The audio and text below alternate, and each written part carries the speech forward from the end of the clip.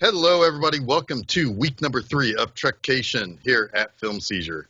I am Jeff Arbuckle. I'm Jason Oliver. I'm Chuck Moore. And with us, we have, yet again, stuck on this probably very painful trek now at this point with us as we go through Star Trek sequel after Star Trek sequel. Mr. Ken Shuttleworth, say hello to the folks out there. Hello. Thanks for that. Still my favorite. That horn noise cracks me up every time. I know Every time. It's yeah. So this is yet another quarantine episode. You could probably expect more of those to come because, virus and shit. So yeah. So here. Yeah. Sure. Well, yeah. I mean, To some degree. to some degree. I mean, maybe not my own public health, but I value your public health, Jeff. Do you? I do. Oh, good. Thank you. Well, I appreciate it. And Chuck, I value yours. Thank Yeah. you. So I if don't, anything, I don't, but I value. no, kids. he does. He's right. I was like, I'm still here too. Like nobody cares. Yeah. You're So just if a anything, guest speaker. right. So if there are any oddities with the audio and what have you, it's because we're doing this on Skype. Email them, not us. Yeah. Or you could just email us and ask us how we're doing. That'd be nice. It's filmseizure@gmail.com. So anyway, what's material? What's beaming in for this episode of Film Seizure?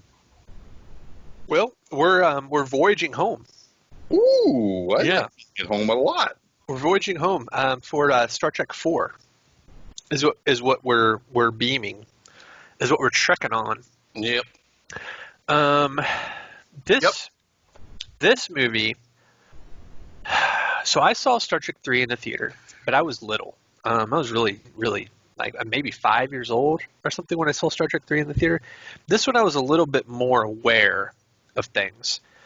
And I think I maybe was 7 years old. When was this movie? 86? 86. Yeah, so this was like the summer of Back to the Future, right? Was Yeah, it Back to the Future? this came out in November. Oh, well, all right, yeah. Were they all in November? Because I do No. remember a lot of Star Trek movies being Thanksgiving movies. Star Trek 2 and 3 came out in the summer. Star Trek 5 came out 2 weeks before Batman. Wow. Oh, geez. Yeah, but the other ones came out in That tracks in the because I'm pretty sure I remember seeing this in the great city of Scranton, Pennsylvania, Thanksgiving, Scranton. 1986 in the theater. And I laughed my goddamn ass off. I loved this movie. I declared this movie the greatest movie ever made after I saw it. Like, I loved this movie so much. My little 7-year-old self, it was the best things these eyes had ever seen. A 9-year-old me was pretty keen on it too. It was one of those movies that I went to the movie theater and saw it, and I mean, just ate up every minute of it. Yep. Did not even bother me that it was not in the future or that it wasn't in, that really they didn't have a spaceship to fly around in that much. Those things bothered me a lot. Yeah. I hated this movie. And sorry to interrupt you there, but I did not like it. I'm like, where's the Enterprise? Why are we trying to save the fucking whales? I don't think I was using colorful language when I was 9, but I hated this movie. And to be clear, now, there are still lots of it I don't like the things I mentioned, but I've forgiven a lot of it because of other aspects of the film. Okay, good. I'm glad I'm not the only one that has a somewhat negative impression of this movie as well. You still have one, Ken?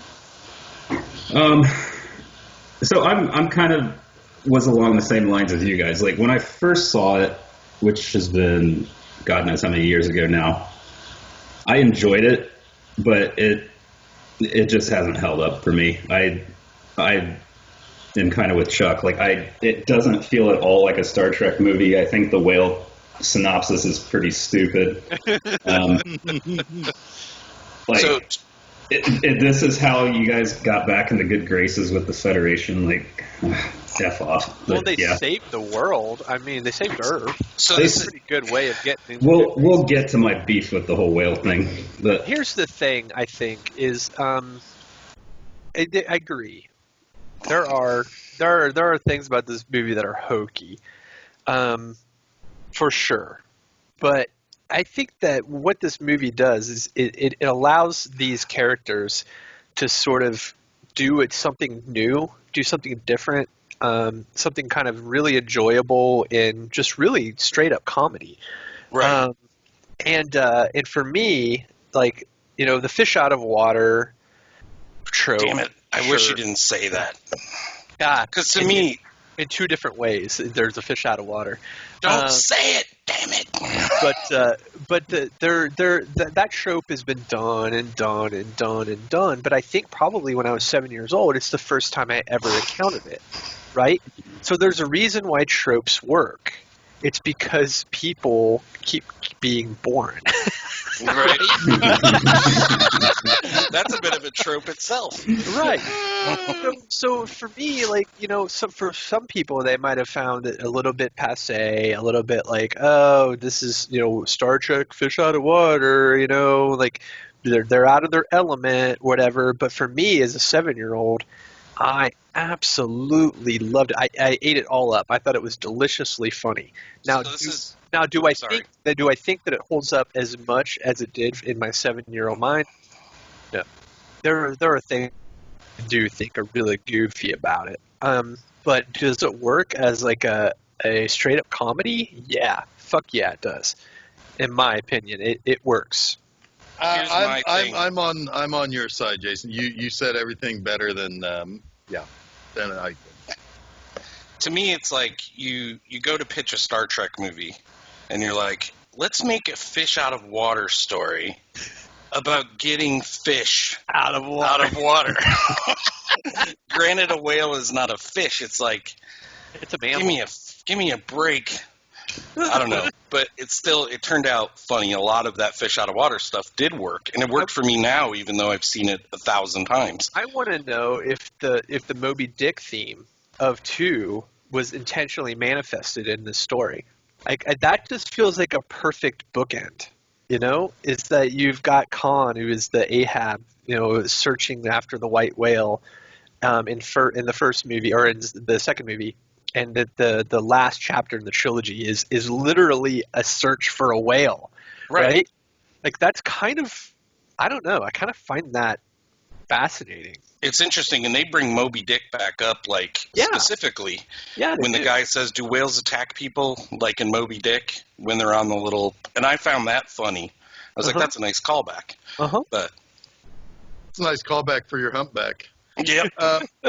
So like, compact people?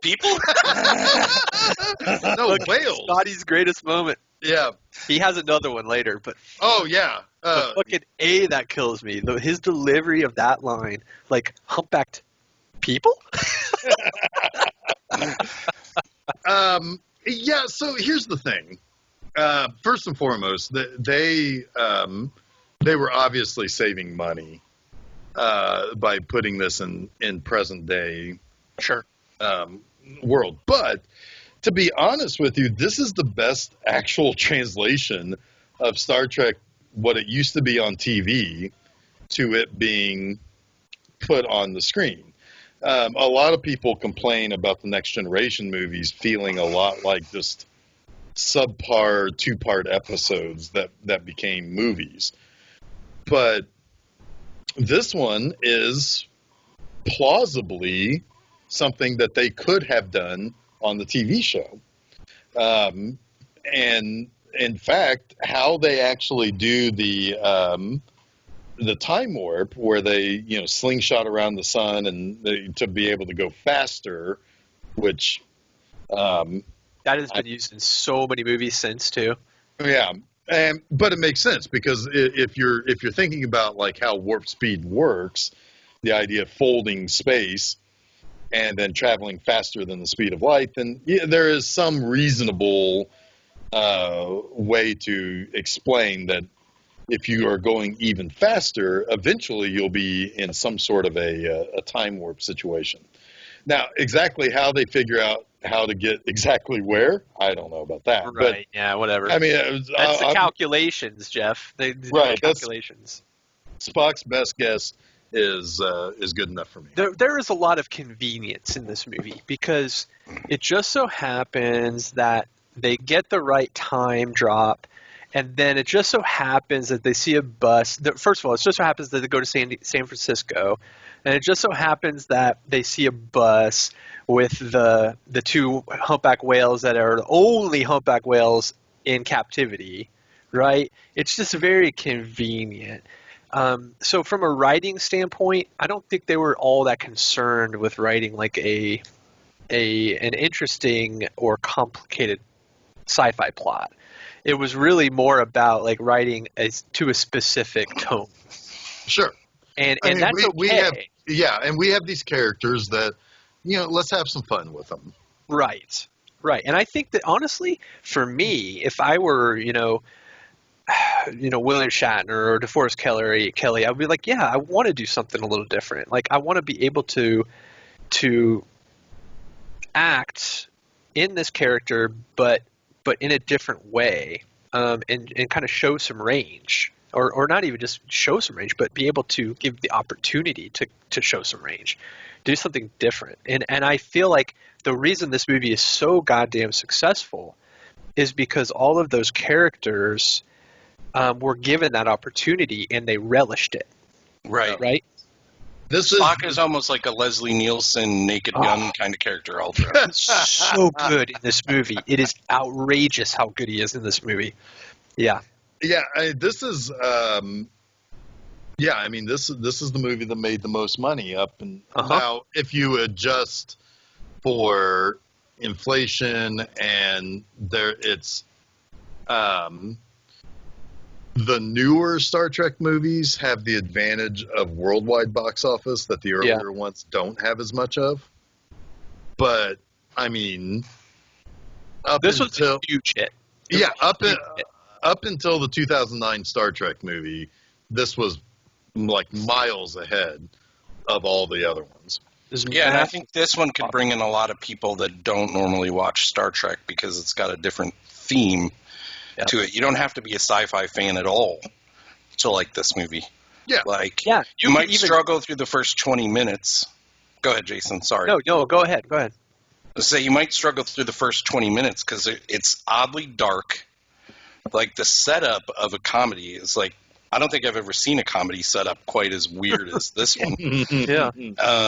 Because you have this weird tube going through space, like powering down everything and is about to kill everybody. Yeah, it's the end of civilization on Earth. Yeah. Yeah, but then you turn it into a comedy, which is it's a weird flip. But I enjoyed it a lot more than I did when I was a kid. Yeah. Could you imagine this movie being released today with everybody who fucking lose their minds if a woman is billed like, I don't know, in the top 7 actors of the movie, and how much anything that has anything to do with any kind of issue, the internet would eat itself so fucking hard and then shit itself out and then eat itself again. You mean like environmental angle? Because of the environmental angle of it? Yeah. Yeah. I mean, yeah, they'd be like, oh, Captain Planet, like oh, Star Trek was Captain Planet.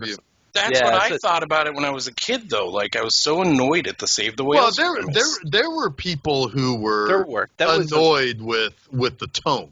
It was definitely addressed. I remember hearing that criticism when I was 7. Yeah, for me, even it might have been in the back of my mind that this is a little silly. And this is several years before Free Willy, even.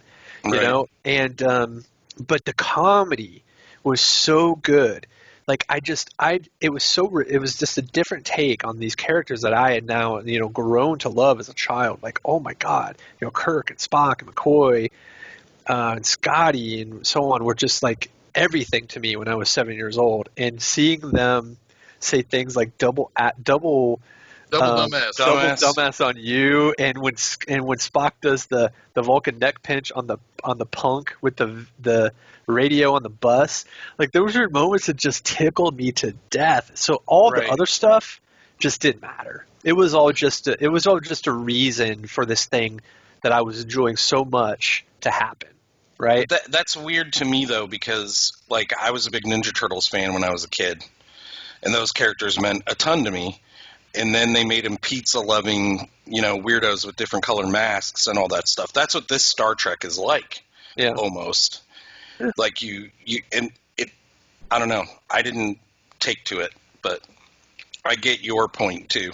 But you about also admitted that you weren't really you didn't really know these characters at all, and you were kind of like, you saw it in the theater with your dad, and you weren't really connected with the Star Trek universe to begin with. Right. So- I only knew the show. For So the it most part. it all just seemed a little weird Yeah. already. Yeah. Yeah.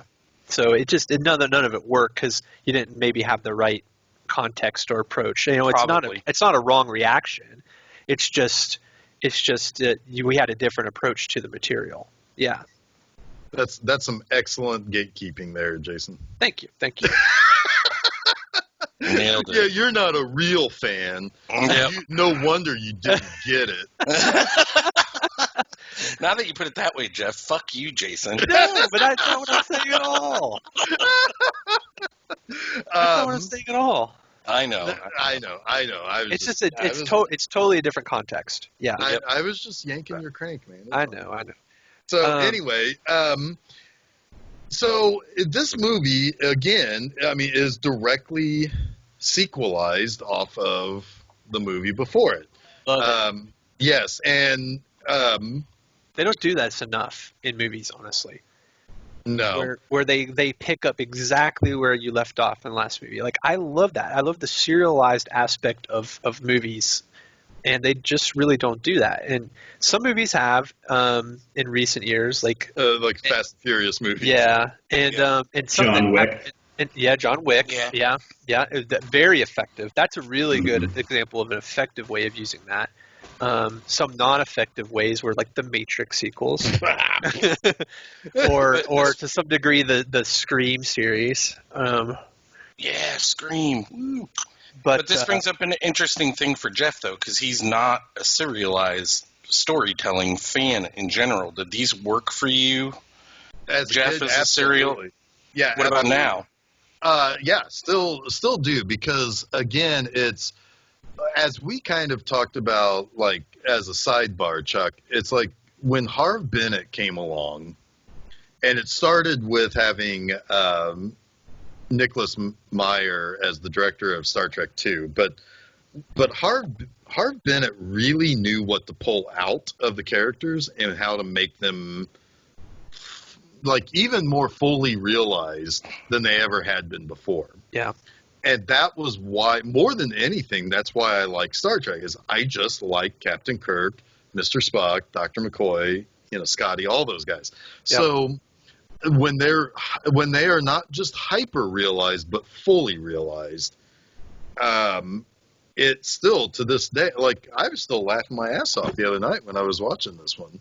yeah. I mean, there are still just some things that just work, and Well, you Yeah. take these characters that you now know and love that have been fully realized, and you put them in a different sandbox, right? So it allows them then as actors to grow and take their characters to a different level in this strange environment. And it could be a failure. Like, it could fall flat on its face, but Right. it doesn't. It doesn't. Like, every moment really truly works. They all rise to the challenge of taking this character and making it a little bit self-aware, right?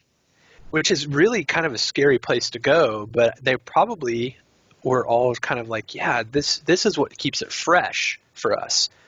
We love these characters, but it can get a little stale, and now we get to do this new thing, and man, they go at it with such gusto that it's impossible. It's impossible not to watch it and see it and enjoy it. There's a really great line that Kirk has, which is so poignant now when he warns them before they get off the ship. He says, be aware of something. These are primitive and paranoid culture. Yeah. Like, that could not be more accurate. Like, if they dropped into today or something, like, it's crazy. I was like, yep, they knew exactly what we are. Yep. You know? Yep. Well, that's the good point too, because it allows us as the current day viewer to view ourselves through a future lens, right? You know, we're coming from the aspect of a culture, a Star Trek culture that's a utopia in many ways. Yes. Right? They've gotten rid of money. So they're then viewing us through that lens, and we are by proxy seeing ourselves in a different way, and that has value. You know, it's like, why are we the way we are? And we can laugh at ourselves and kind of, you know, realize the ridiculousness of our nature. Yeah. I agree with that. Yeah, I mean, a lot of my notes are just fucking quotes from the Right. but yeah, so basically things start off with, okay, so you got the space tube, as Chuck put it. I like that. I like that too. Yeah, it's like a giant space like pool noodle flying through, and it's Looking for water. it's looking for water. And so it was, you know, and then it transitions to Vulcan, where you have, you know, like Kirk is like, hey, I'm, you know, ready to, I think we should probably go face the music. Yeah. And Dr. McCoy has named the ship the HMS Bounty. Yes. Bounty. Love it. And everybody has agreed that they will go back. Spock is still kind of relearning things. I always love the fucking 3, like the quick fire. Correct. Yeah, it's great. Yeah. Correct. And he has to learn from his mom, which was his mom on the original TV show too. Uh-huh. How do you feel? Nice. How do you feel? How do you feel? And he doesn't understand the question, and his mom's like, but you're like half human, so it knows that, and you know, and your friends came to save you, you know, and it's because you were important to them. It's like I mentioned it before, it's she mentions that, you know, you sacrifice yourself for the good of the many, but they sacrifice themselves for the good of you, Mm-hmm. right? Right. And that's what it means to be human. Well, it's what it means is that individuality. It's right, and that you know, sometimes the hard choices that we make are not logical. Right. Yeah. And so, you know, that's kind of his like, well, why don't you think about that while you go back to Earth? You know? Can I talk about the fucking, like, the mechanics, the Vulcan mechanics with their, like, shark fin elf hats? What are those? What are those? Whoever the art director was on this should honestly be, like, taken aside and be like, what? How did that get past design? Those things are stupid. It's like, if there's any indication this movie is going to be a comedy, it should be those fucking hats. Yeah, they were our early warning sign. Yeah. Good Lord. So then we also are seeing the trial of James Kirk. The Klingons are there saying like, hey, he killed a bunch of our people. We demand justice. And Sarek shows up he just shows up to mic drop them. And everyone's like, man. whoa, it's Sarek. Sarek, Yeah. I really do believe, just can be wherever he wants to be, because whenever he shows up in anything, he just appears. Yeah. Yeah. He's like, and I'm here too. And and he's like, but you killed people. So, what's up? Suck it. What do you got for that? Sucker. Yeah. And they're like, well, there'll be no peace as long as Kirk lives. And they storm off. And Sarek's like, my work is done here. But then the whale probe shows up. and starts, messing up the whole Earth. And it's shut down a bunch of ships. I have a very, very deep concern that some of those people died on those spaceships. Oh, yes. I did not feel good about that Indian fella on the Yorktown. He seemed to be in pretty dire straits. Yes. No life support system or anything was working. They're trying to rig it so it could give him a few days. Yeah. But really, he only needed 5 or 6 seconds. In reality. Well, yeah, because they're gonna show up and save him. Yeah. So he probably died, but then they came back and saved him. Yeah. Yeah. Well, yeah, because there is conceivably an offshoot parallel universe. Yep. Jason knows where I'm going with this. I don't like it, but I do. Are you going to Donnie Darko us? No, No, I'm he's going to fucking Infinite on Crisis on Infinite Earth. Oh, yeah. Okay, fair. But I'm sure there is some sort of tangent universe where, they failed and the Earth is dust, Right. Yeah. They didn't receive comms and they flew in too far on the bird of prey and lost their own power. So everything's toast. Yeah. when Kirk gets the news, they get that transmission. They're on the bird of prey. They're on their way to Earth, and Uhura gets the communication, and he's like, "Well, let's hear it." And they put it up on screen, and it's a little scratchy. It doesn't quite come through all the way, but you get the message. And Kirk, his reaction to that is some really solid acting. Mm-hmm. Like it is like, holy fuck, our entire civilization as we know it is over, right? And he's taking that in. You can really see him weigh that. Right. And I love it. Like this is another moment where William Shatner he's a good actor. I mean, he's really, really, interpreting this news in an emotional and in a gravitational way. And then he's like, well, we got a time warp. Yep. It's like, I have a solution. With that whole thing too, with Kirk and understanding the gravity of the situation, and Spock later says, "Well, our mission might fail." Yeah. And he's like, "Mission? This is the whole world that's going to be destroyed. Have some humanity or whatever." Well, that's the other thing. It's like then they figure out everything that the Federation and Starfleet can't figure out in a matter of 5 minutes. Because they have Spock to say. Well, it's both of them. It's actually Yeah. really, really pretty. I mean, it's sort of a bit of a stretch that they're going to be able to figure this out, and no one else has from the fucking Klingon ship, billions of miles away or whatever. But it is a collaborative effort, right? They Shatner's kind of like, what's the transmission?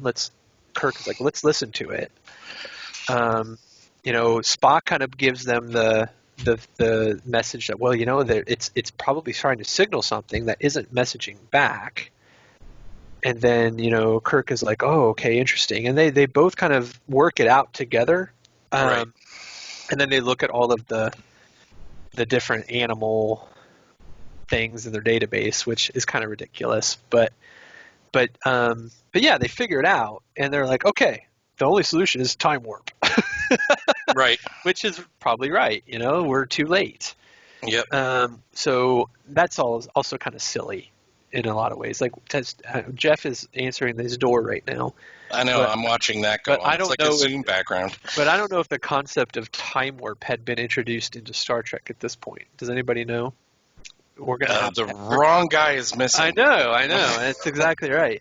Yeah, I have no idea on that. But the point is like all of this stupid shit is to get us to putting the cast of the USS Enterprise in 1986 San Francisco. That's all that matters. Like, we have to come up with something plausible enough. And hey, why not throw an environmental message into the mix and get everybody into 1986 San Francisco so that we can really start to have fun. Right. And if there was any... Oh, sorry, go ahead. The question was time warp. Has there been any indication in the Star Trek universe of time warp before this movie? Yeah. There were at least 2 episodes both times they use the slingshot around the sun. Okay. Nice. All right. So well established. Good. Yes. Yeah, that probably came from just Harv Bennett watching those episodes Probably. where it's like, oh yeah, because like there was the Assignment Earth, there was, and I can't remember what the other. Do you think it's Tomorrow plausible? is Yesterday, I think was. Do you think it's plausible that Roddenberry's original idea for Star Trek II had played any part in this? Maybe a little bit. Although what he wanted, because I think he was still pushing it's great you're doing time work, but here's this story about where they go back and they kill Kennedy. They kill Kennedy. Maybe it was a giant fuck you to Roddenberry. Like, you know what? We're going to use your idea, but we're going to make it a comedy. So eat that. Could be. Bridges. I mean, I don't know. Call back. No, I don't know. It's yeah, It well, is.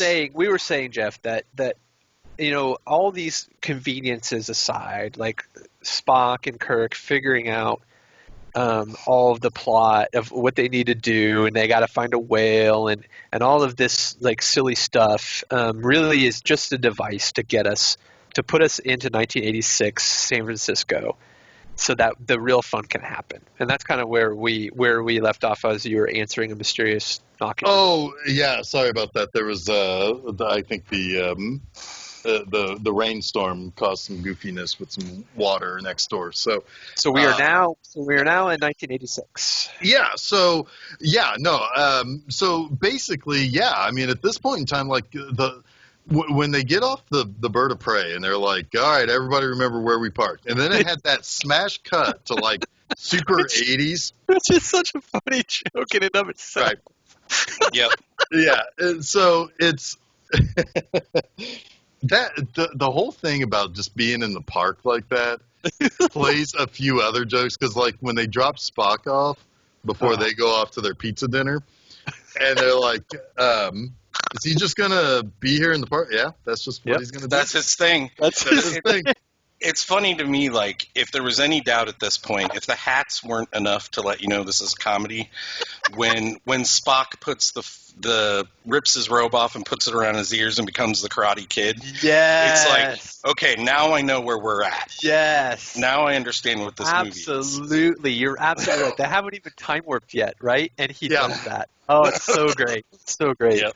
Well, and so but it's also like a really funny meta joke too, because it's like, oh, he's an extraterrestrial, but the only thing that makes him look different is because he has pointy ears, which is kind of like a joke on the original series. Well, right? Yeah, because they didn't have a lot of money.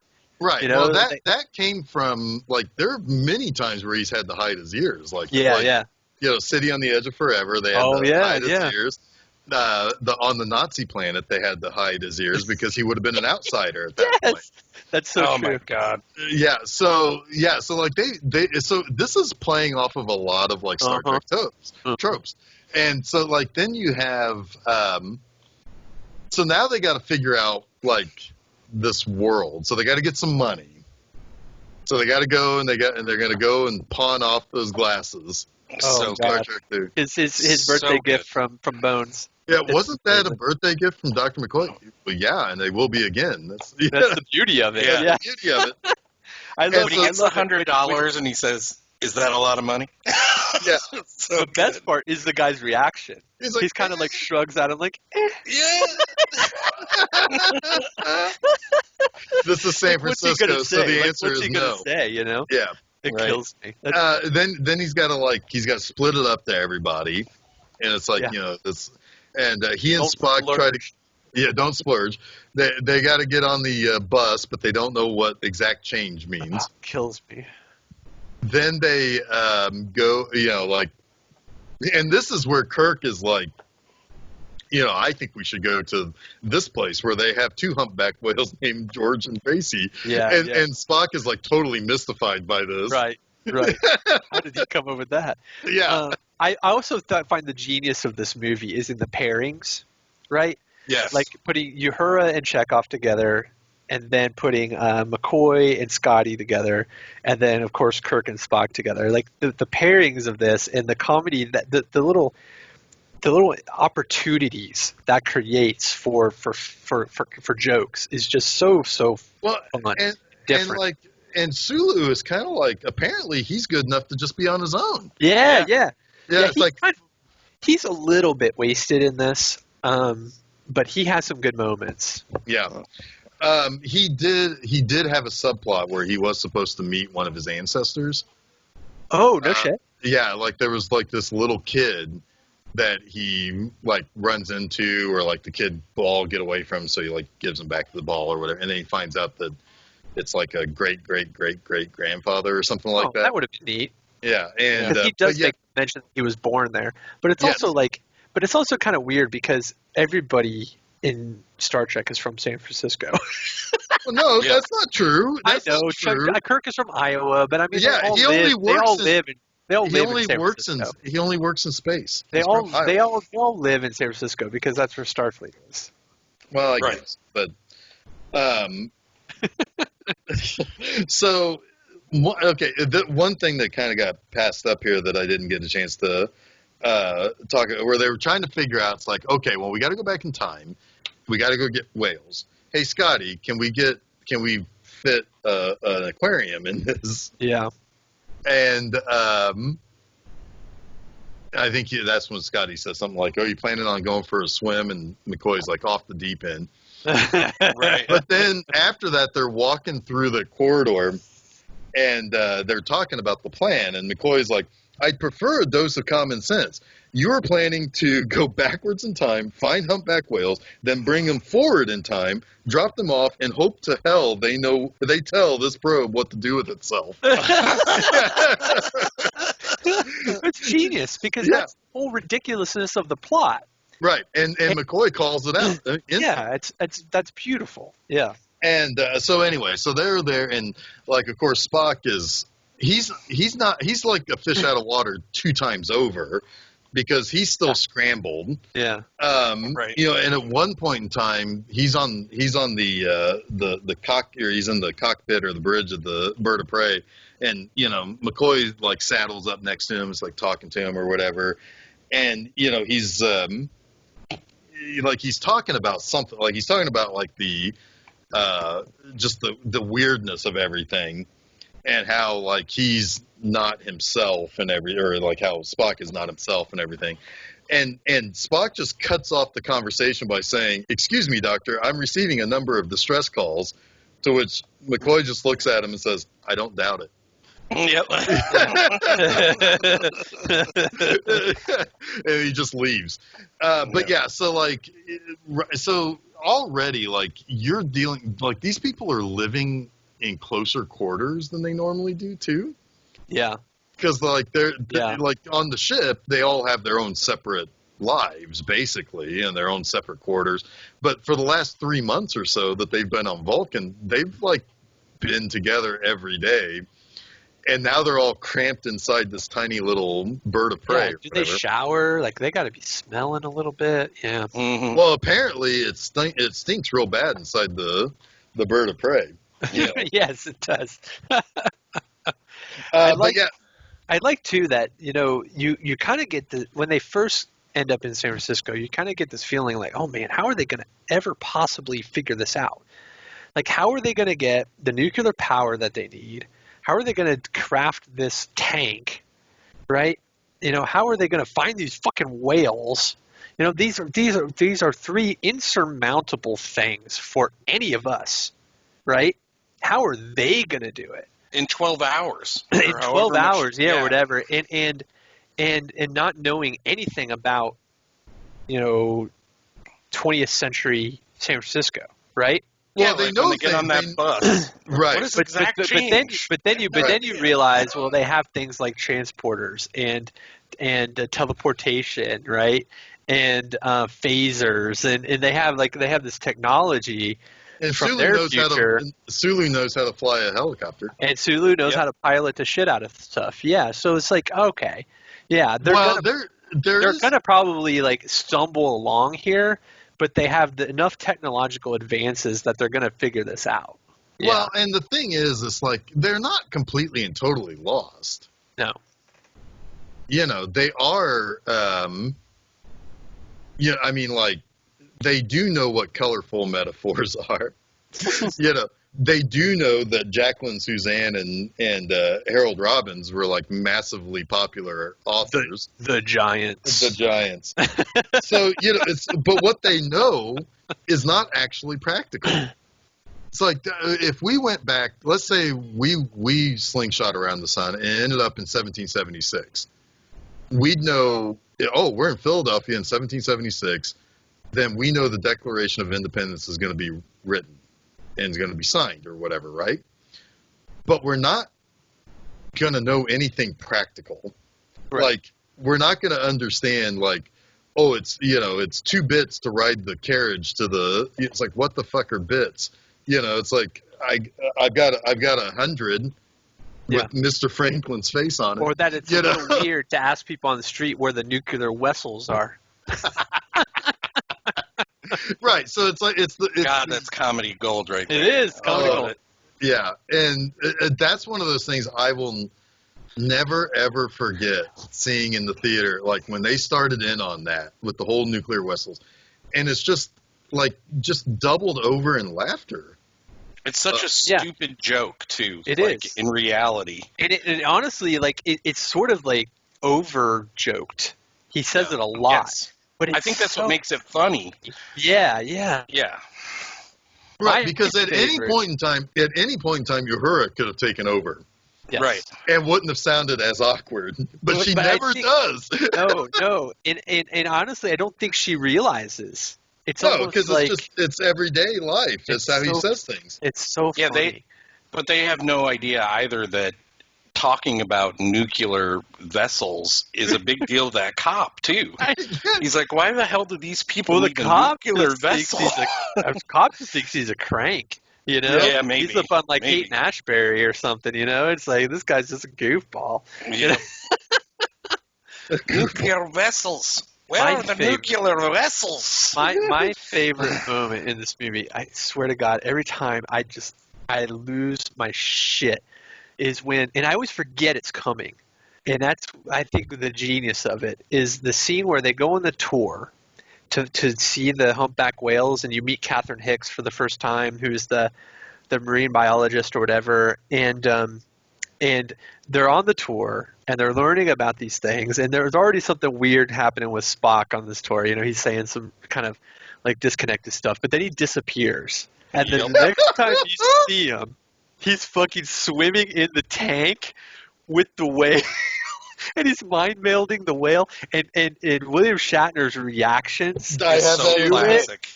The whole thing just absolutely destroys me. Yep. And then you get the little old lady who's like, well, maybe she's talking to that man. Oh, so good. It's phenomenally funny. I mean, it's especially that first moment where you see Nimoy in the tank swimming next to the whale. I cry from laughter every time. And he's pantless, like he's it's so good. And then briefly before that, they were talking about on the bus about the use of language and swearing as it was prevalent in our times. And Spock had asked Kirk pretty why goddamn prevalent nowadays in Star Trek too. I was wondering about that. Fuck you, But Alex Kirkman. when Spock comes out of the water and Dr. Taylor asks him something, he's like, "They like you very much, but they are not the hell your whales." Like, totally using the language completely wrong caught me off guard, and I laughed so hard at that. And then she says, "I suppose they told you that?" And he goes, "The hell they did." Perfectly funny. And it's such a great, like, string throughout the movie that even comes up at the very end, and it floored me again. But it's so good. That is so Well, good. isn't there a scene with, I think, Kirk where he's like, well, double goddamn on you. Like, Yeah. It's when they're walking across the street and the taxi honks at him. It's like, "Hey, dumbass!" And he goes, Oh, a double dumbass on you. That's on you. Yeah. I love I love that Spock kind of he latches onto that aspect of American culture. It's like he's trying to find his way in Right. this world in any way, shape, or form, and that's what he picks, and it's so fucking funny.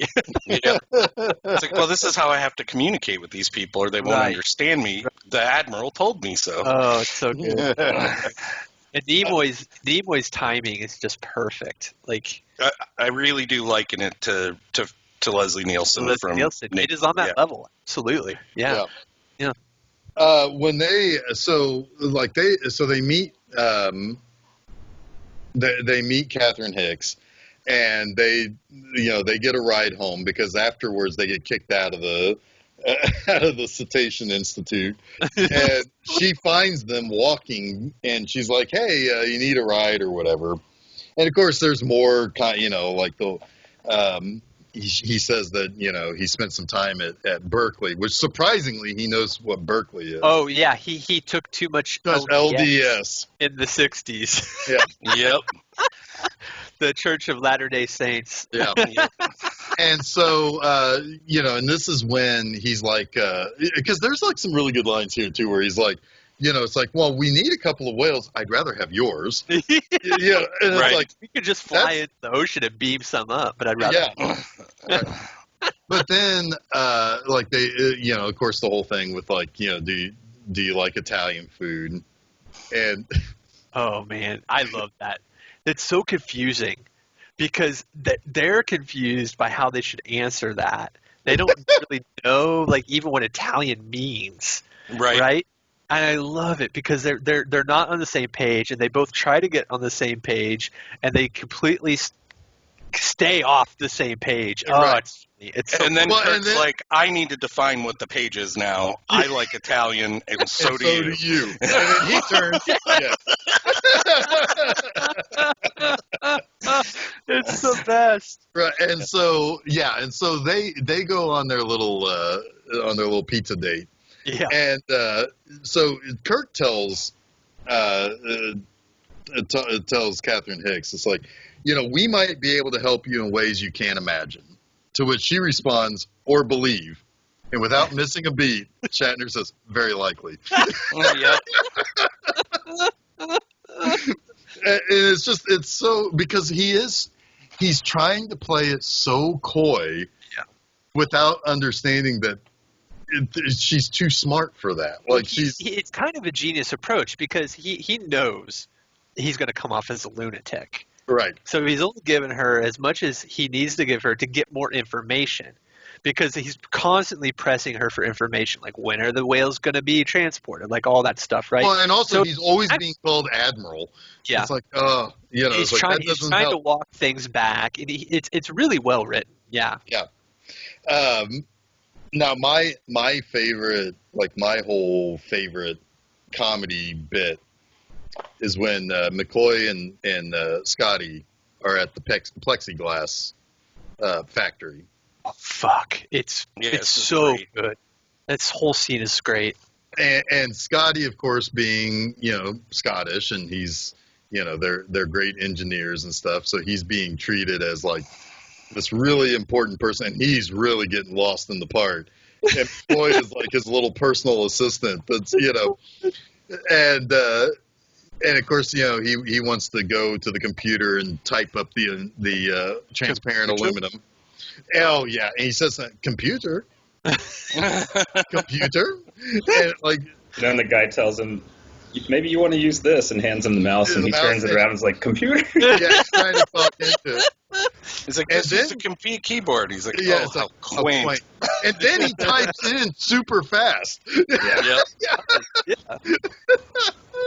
I love the part here in this scene where he uses the aluminum to get the tank materials and get it built, and Bones is like, well, you might be changing the future, and he's like, well, how do you know he didn't invent it? Yeah, I was like, that's perfect. That's all I need for this right. moment. Yep. perfect. Well, how do you know he wasn't the one who came up with it? He did. Yeah. Yeah, exactly. Yeah, so I mean, it's just all of that stuff in 1986 is both so very Star Trek and so very not Star Trek all at the same time. Yeah. That the only reason why you know it's Star Trek is because you see William Shatner and Leonard Nimoy. Well, It's like- it's more than that because they're true to their characters. Yeah. Like everyone is still true to who their essence of their character is, and that's what grounds you in Star Trek for me. That's still to this day what I love about Star Trek are those characters. So you can put them in any environment as long as they stay true to who they are. It's gonna work, you know. Yeah. No, and and then there's like the stuff in the present too, or their present, in the future. There's a lot of stuff there that I really like too. Like you get to actually you don't often get to see Starfleet headquarters. Yeah. And you've got like Michael Berryman there as an alien. You've got the president who looks like Santa Claus. Yeah. Then you've got Brock Peters there, who comes back in a couple of movies. Yep. Continuity in this is insane. It is. And then they have, like you see, like Dr. Chapel is there, and one of the other ships, Yeoman Rand is on there. That's a cool, the Yeoman, yeah, that's a cool moment actually, yeah. Yeah. And so you're kind of seeing like life as usual on, in Starfleet. Uh-huh. And the way that they cut that, because like, it's actually really because like everything is getting worse, and the glass is about to break or breaks, from like the hurricane or whatever that's being caused. And you see like Sarek kind of looking at something, and then when they jump back into the future, like it picks right up from there, and he's like, "Oh, look!" and it's them crashing into that's into great. the bay. It's actually, I mean, like I would have to imagine they just filmed the whole continuous scene and then spliced it, and split it, Probably. because it fits so well together. But the one thing I really wanted to say, I love the whole every time they're in the council and they have all those different aliens. Mm-hmm. Like you have that one like lady alien who's got the big like turnip shaped head, and she doesn't blink, but it doesn't matter. I love her. It's just such a nice little. It's just a nice little touch to have like a really goofy looking alien in there. They've got like a werewolf guy in there. They've got like there's an Andorian. They've got an Andorian in there. And then you got like people who look like like monsters and stuff. It's like this is like they're going for it with the whole and it's like, hey, this is really like a group of aliens as they should, as they should. Yeah, I mean that's what Star Trek's all about, right? And when you have those opportunities, that's where you can kind of you could flex a little bit of your movie budget, right? I think you expand the universe in moments like that. Yeah. Yep. So they get back and they appear before the council to get summary judgment. And are the Klingons there too? Because I don't think so. I don't think they're there. I don't remember. We're talking about like they've already saved the day. Yeah. And the whales have returned the call. Yeah. And all of that. We haven't talked about the Scotty's perhaps best line ever. Chuck, I know, loves it. Oh, well, when they beam the whales onto the bird of prey, what does Scotty say, Chuck? Oh, you'll have to tell me because I'm. There be whales here. There be whales here. Admiral, So there funny. be whales here. We get teased with that at the beginning when they're going back in time, because there are things that play later in the movie or that happen later in the movie that they're hearing as they're going back in time. Did you notice that? What's up on the back in time with like the heads forming in the clouds and stuff? That scene like always weirded me out. I think that's just the fever dream of time travel. Maybe. Maybe, yeah, I don't know. So they get the Scotty's You have to present time travel in some way. So you got to put something weird in there. That's just what they chose to do. Well, they've got That is weird. naked guy and a whale. Yeah. There's that in there too. Yeah. So they come back and they're going to get their summary judgment, and Spock stands with them. Yep. And President Santa Claus says, you don't stand accused, and it's like, well, I'm standing with my friends or whatever, My crewmates. my crewmates, and they say, well, everything is dropped but the one thing, which is you shouldn't not follow orders. Right. We're only going to Chain of put that command. on Kirk. Yeah. So we're going to reduce you to captain, and we're going to give you a ship. Yep. Oh, The okay. Enterprise. Well, they don't know that yet. Spoiler alert. Sulu wants that Excelsior. He does. He really wants that Excelsior bad. But But McCoy's like, it's they're just going to give us a freighter, or something. Yep. Yeah. It's very cheeky though, because it's like they know they basically saved the fucking world, literally. Yeah, their punishment is a reward. And their punishment is exactly what Kirk wants. And honestly, what's best for Starfleet is Kirk as a captain. It's a nice way to tie up that bow of Kirk should never have taken the admiralship promotion in the first place. Yeah. This is what he's born. Well, it was his first best destiny, as the president put it. Yeah. Well, and I will say that scene where they're in like the shuttlecraft or whatever riding out, like I still remember the very first time watching it, and you see Enterprise B appear for the first time. It's just like, oh yeah. Yep. Yep. Yeah, Because you're looking at Excelsior, right? Yeah, And then it comes Sulu over the is top like, of it. yeah, and Sulu's like, whoa, and then they fly over it, and it's like, oh. Sorry, Sulu, you gotta wait. There's a really cool moment, too, earlier when Spock is trying to make the guess on coming back, and Kirk says, have you accounted for the variable mass of whales and everything? And he's like, Mr. Scott cannot give me an exact figure, so I will make a guess. Yeah.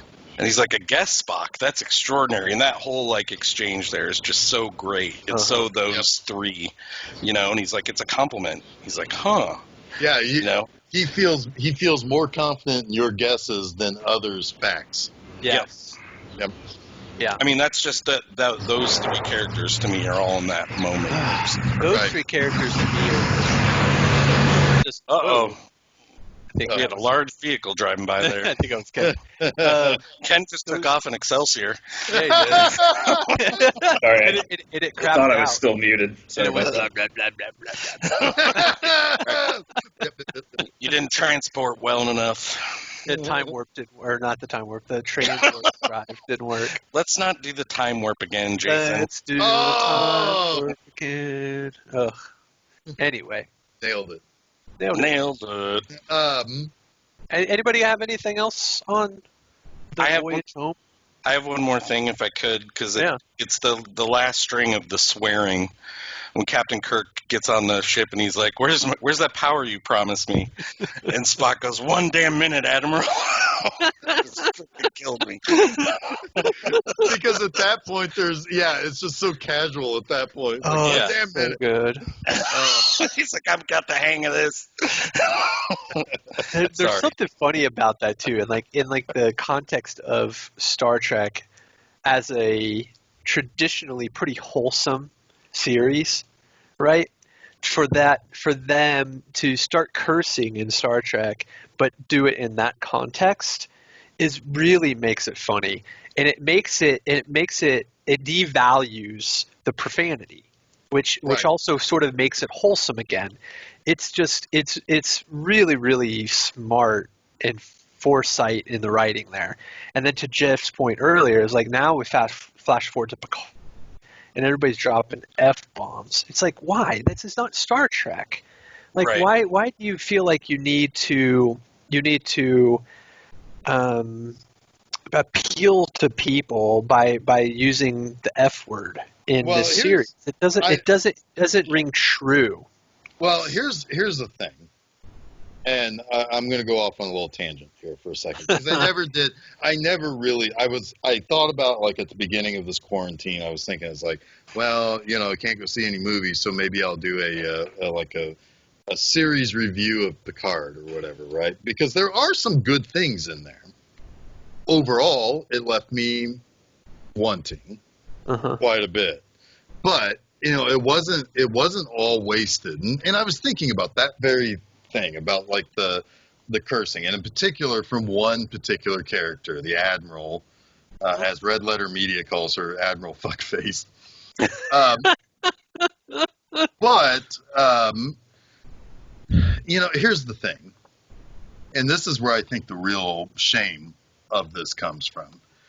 I feel like they did that for two reasons, both cheap. One, it's on CBS All Access, so there's no rating, so fuck off. Right. Two, well, we need to show that she's a badass woman, so make her cuss. Tell her, or have her tell Picard that he has some fucking nerve, or that he has some fucking balls on him. And that's the clear indication of a male writer who doesn't know how to write a strong woman. It's fucking bullshit. Right, and there's an easy fix to this. Super easy fix to this. You have her earn that moment. Yeah. I don't mind if you still want to drop the F-bomb so much. I mean, I don't really like it, but fuck off, Yeah. But make her earn it. Have her talking to people where it's a male and a female officer. Have her like railing out the guy, so you get a little bit of that. Oh, she's putting a little bit of superiority on the guy, yes. and because the guy was brash, or because the guy was too cocky in a situation or whatever. She's coaching. She's reprimanding. Yeah. Well, yeah, and she's reprimanding by saying, you did one hell of a bad job or something like that. And just leaning in on him, and it's like you're the balls on you to do this, and blah blah blah, and just and then dismiss that guy. Yeah. Then for the female officer to say, "Thank you for seeing things my way, Admiral," and then for her to say, "Oh, I'm not very happy with the shit you did either," right? And have her rail her out. So then when Picard comes in, she's pissed, and then Picard and then of course you probably need to set up that Picard has been a little bit of a pain in the ass over the years. Then you can have her say whatever you want her to say to him. Yeah. And now she's kind of earned it, right? But that writing is just not lazy enough, Jeff. Well, no, it's not. It's not. It's not going to get the internet talking enough. Because we got to have the writing be lazy. Right. Well, I mean, give me a job, CBS. I'll every line of dialogue in a script has a dollar attached to it. It's got. Did the guy from Airborne write this script? I really had promise after the first Picard episode. I think this could be interesting. Like I like some of the where this is going. I actually was like kind of started to eat crow because I thought that I originally thought it was going to suck, and I was like, oh wow, this might actually work. And then no, it just I just did not like it at all, and I stopped watching it. You wrote it out, Jeff. I couldn't do it. Well, I wrote it out because I wanted to see how dark it went, and it went real dark. Yeah, that's the problem. Like, why? I don't understand why CBS insists on taking everything that's Star Trek out of Star Trek and making it this other thing. Well, it's what I told you. It's Star Trek has become Star Wars, and Star Wars has become an Italian ripoff of Star Wars. So it's like it's just at this point it's like those it's what is it like? Were they like little ants, or were they microbes or something that went in and like basically take over the bug's body and makes it like a walking zombie? Yeah, it's that. It's the idea of the product is more important than the output. And honestly, it's like insulting to the audience because you've got like, oh, promises of Data showing back up and promises of reunions with Riker and Troy, and it's like, we're going to give you these things that you've craved for years, but you've got to slog through this mediocre story to get there. Well, and when they do the like when he meets back up with Troy and Riker, it's like, oh, this is very actually nice. Yeah, and but before the end of the episode, oh, they're damaged because they had a son who got killed. Oh God, like seriously. And it's like, why can't somebody have a happy fucking ending around here? Could nothing just be nice anymore? Right, and and then of course they kind of couched it all in this kind of, well, it's going to speak to things that are going on in the real world. That's not why I watch Star Trek. No, I watch Star Trek to be reminded of what we could be. Right. The best that we could be. It's the imagination of a better future. Right. Yeah. Not a, hey, by the way, like even with the whole thing of the Klingons being the Russians and the Federation being the United States and the Romulans being the Chinese and all but it's not hit over the head. Right. You don't have Gene Roddenberry going on Channel 13 or NBC or whatever and saying, well, this is really all a big allegory for for everything that we've had to deal with in the Cold War. And it's like, okay, Picard, you can be about Brexit, but stop interviewing about it. Oh, speaking of, wasn't it four that was it one of the ships that got destroyed, the starships got destroyed, had a black female woman as the captain? Was it 4? Oh, that was Saratoga. Yeah, well, that wasn't destroyed. But it was the first one that encountered the probe. Yeah. It's like that's Star Trek, man. Like push boundaries of equality, you know. Like. But no, you have to have the black character live in a fucking trailer out in the desert. It's broke off her ass smoking space ganja. Right. That's what you got to do. Yeah. So there you go. Well, there's our quick Star Trek Picard rant. Sorry, guys. Yeah. But, Can I wake up now? Oh my God. All of that also couches this one thing I want to say. Patrick Stewart had a lot of control over Picard, and it's very obvious that it's very much the Picard character is elevated to be where you start to see like a little bit of ego, right? Yeah. Leonard Nimoy directed 2 very successful Star Trek movies, and he did wonders for the series. So, there you go. There's a difference. Yep. You give somebody the right power versus too much power, and that's what you get in the end. Yeah. Well, it's just there's a disconnect between understanding the ecosphere and understanding your character, and maybe even misunderstanding what people really like about your character. Because also I've always kind of had it in mind that early on, Patrick Stewart didn't really care much for his character. That it was a job. It's like I had bills to pay and I wanted to work regularly. I'll be your captain, but I don't think it was until much, much later that he enjoyed doing it. And then I don't think he ever truly understood why people liked him as Captain Picard, even though he was a grouchy motherfucker when Gene Roddenberry was still running the show. Yeah. Difference. I mean, like, William Shatner, Leonard Nimoy, Forrest Kelly, George Takei, Walter Koenig, and Nichelle Nichols and James Doohan, they just know their characters. Yep. And that's because it meant something to them, I think. And maybe they got a little bit of extra ego boost when they would go to a convention or something, but it meant something to them. I mean, shit, how many times do you hear Nichelle Nichols tell the Martin Luther King story? Right. It means something to her. A lot. Yeah. Yeah. And it means something to like Whoopi Goldberg, who would watch her, on TV. And so it means, and when you take away something that is just a good story, just in order to either soothe an ego or to push a product, I mean, you lose a lot of that, and you lose all of the heart and all of the character. So don't do that, Hollywood. Stop it. Stop using my nostalgia for your money pocket. Well, Jeff, I think you nailed Money it, buddy. pocket. Yeah. Money pockets. Yeah. Is $100 a lot?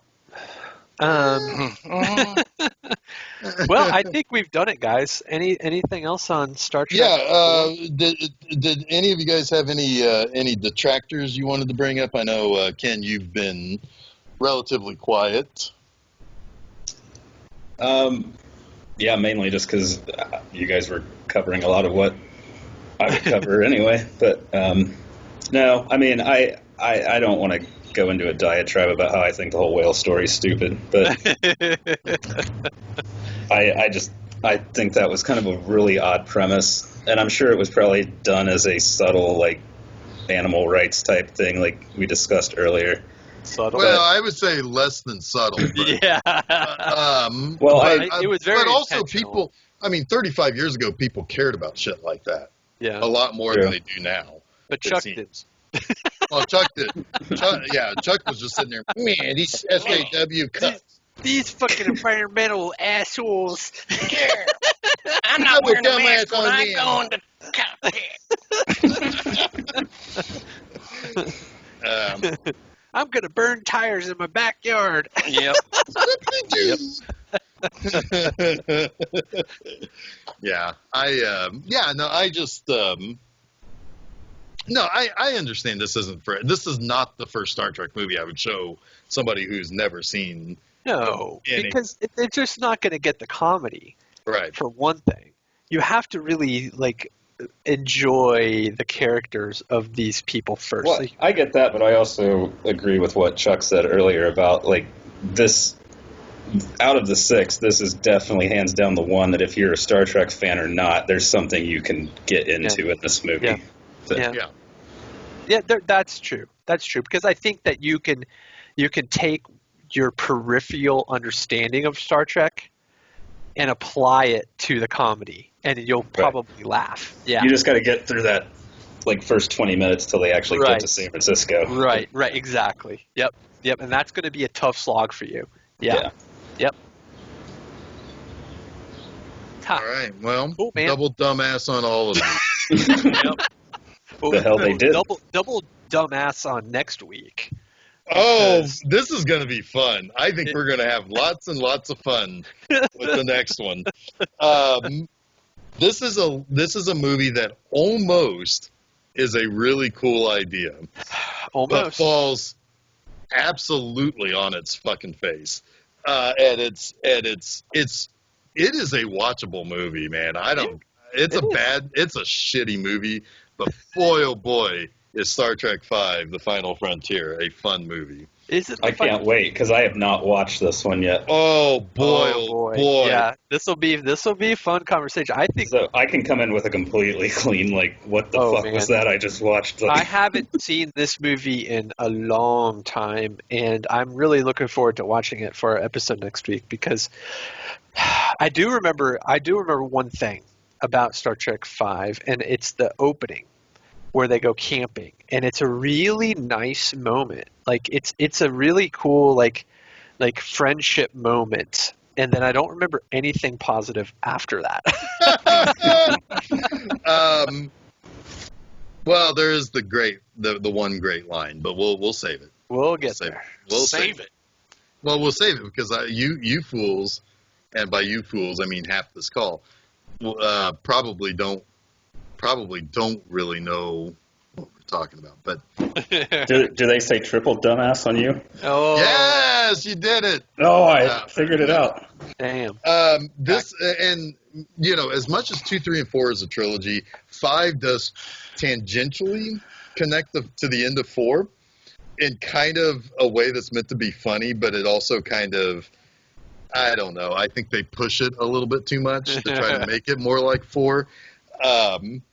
But at least with 6, when we wrap this up, that's a really good one. I love 6. 6 is awesome. Cool, man. So, all right. Well, Jeff. Yeah. Tell me some things. Where can people find us on the interwebs? Go over to filmseizure.com. And on Wednesdays, you get new episodes of this show that you're listening to right now. Yes, you do. If you're listening on a Wednesday, hey, good luck. You did it. Gold star. Mondays. What happens on Mondays? Yeah. Well, that's Monster Mondays. I talk about monster movie, and it should be. It's usually. I usually try to find at least 3 things that I like about it. What's happening on this coming Monday? Do you have it on your calendar? Yes, I do. Monday, July 20th, Rosemary's Baby. Ooh, that's not a bad movie. That's It's not. a good movie. That is a very good movie. So what else happens on Saturdays these days? So we've got 00 Saturdays. That's where I write a little essay about either a Bond movie or the Bond music of a movie. Sweet action. Kind of it switches. 1 week it's the movie, the next week it's the music, and so on. And then when is there this thing called B Movie Enema? What is that? What's that? That's on Friday mornings. bmovieenema.com. That's my blog where I get to be a little bit, your guide through some muckety muck. Through the tubes of poop cleansing. Yes. Yes. This week's B Movie Enema is Nashville Girl. Oh, nice. Ooh. Little Joe Bob love Joe there. Bob suggestion there. Yeah. And it's actually a really good movie. Cool. I really Nice. recommend it. That's on Amazon Prime if you are so inclined. Yes. Well, good deal. That's great. And you can also follow us on Facebook, Twitter, Instagram, learn about all of our happenings there. Yeah. Yeah. We can be found directly on SoundCloud, Apple Podcasts, Google Podcasts, Spotify, TuneIn, Stitcher. We also upload the episodes to YouTube. Hey, speaking of, if you have a Roku, go over to Other Worlds TV. Check Yeah. them out. Yeah. They're very, very, very fun little channel that shows a bunch of, kind of obscure horror, exploitation, sci-fi, stuff like that.